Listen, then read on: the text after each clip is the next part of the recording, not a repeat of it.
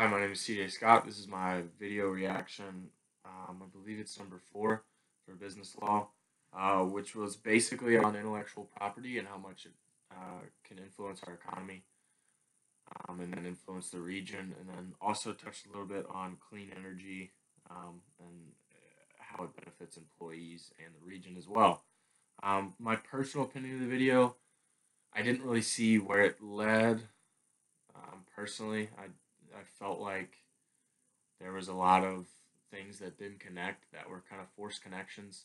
And then I really felt like there was no true end game.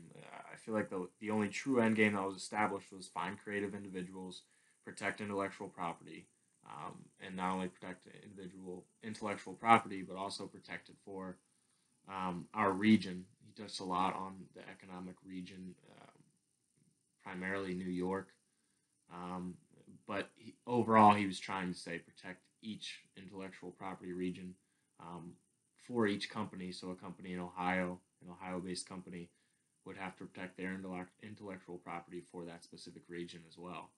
I think his big idea was that each region working together, or each region finding creative individuals because they are clearly out there because of how many patents there's been. It influences the entire economy. But overall, I felt like there was a lot of basically information that had no conclusion in my eyes in the video. I felt like there was a lot of little good facts that were pretty interesting that I had wrote down.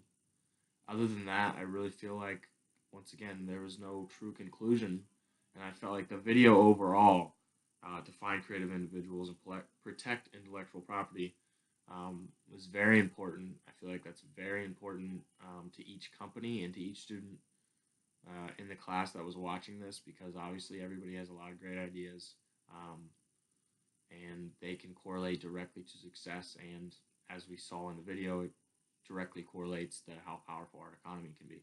So going into kind of the details of the video, um, jumps right in with intellectual property, which is something that has been touched on in the homework a lot. It was touched on this week pretty strong with the the movies with Walt Disney, Camel versus Walt Disney. Intellectual property is something that can be extremely complicated. If you look at it through the book, there's a lot of different things that go around intellectual property. And there's also a lot of different laws and regulations that go into deciding whether or not this is intellectual property of your own, or this is overall an expression that everybody can understand and everybody can use basis to basis. Intellectual property also has seemingly almost a waiting list to how impactful your idea can be, or how relevant your idea can be. He does touch a little bit that on the fact that you can put out intellectual property on different things without a patent, like copyrights or trade secrets, which basically protects your idea, but it's not as strong, I guess, as a patent, not as impactful on the economy as a patent. He says it can and will be innovative and powerful for the economy and the people. Intellectual property is basically what he's saying will be powerful. Intellectual property is powerful as it is right now, and he does touch on that. How much he brings up a chart and a graph on how impactful it has been, over the years, and then the correlation between patents and intellectual property, copyrights, trade secrets, anything like that, how they directly correlate to a region's economy, which basically puts the facts right in front of your face. I love how he did that. It's basically saying this is exactly how it impacts you. This is exactly how it can impact the future economy. It seems like he studied a lot into this, which makes it more interesting, easier to understand when the facts are right there presented in front of you.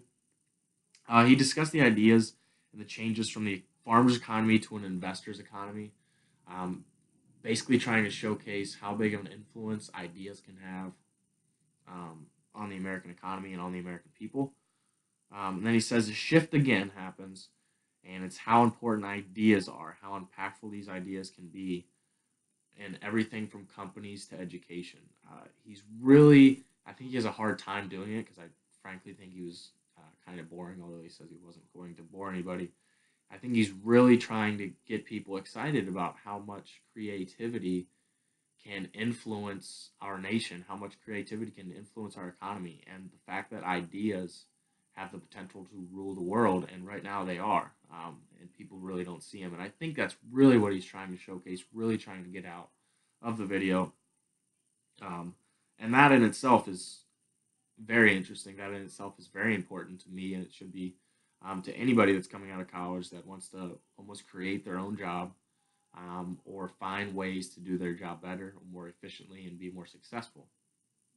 Um, he says that intellectual property is a leading indicator showing where the economy will go.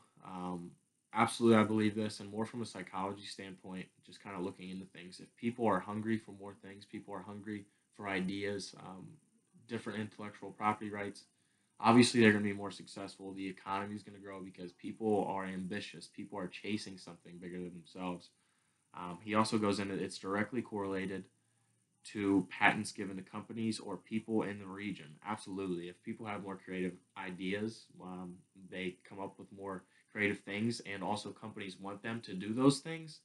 Obviously, the economy is going to play off of that and be more successful strictly because people are ambitious, and companies then become more ambitious because they want those people on their team. They want those people on their side because creativity is what's going to ultimately rule a company's world because they're going to lead to more powerful innovations. Um, he shows stats once again on how strong it is, how strong the correlation is from a company's success to where they will go in the future, and then directly leads it right back to creativity, innovative ideas, efficient ideas, different things like that. Um, every dollar spent on research and development creates an economic benefit. He throws that in there. It really makes you think because there's research going on at Defiance College right now.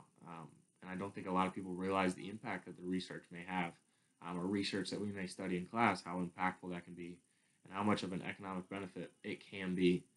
I think what he's really trying to showcase here is not only individual intellectual property, but also finding ways to create intellectual property, finding different ways to go into the research, to find out what makes things tick, and then find a more efficient way of doing things, or even the research itself will allow somebody to find a more efficient way of doing things. Um, here's where he puts the emphasis on clean and green energy. This was something I didn't see where it correlated. I didn't see the connection to anything on the green energy. I didn't see where um, he was connecting intellectual property to green energy. I understand that's an intellectual property law. I understand that clean and green energy, how important it can be. I didn't see the connection personally on where it leads directly to an economic benefit. Uh, I just, maybe I missed something. I didn't find that in the video. And then finally, he leads into finding creative individuals, protecting intellectual property for the benefit of an economic region. That was the overall haul of the video. Thank you.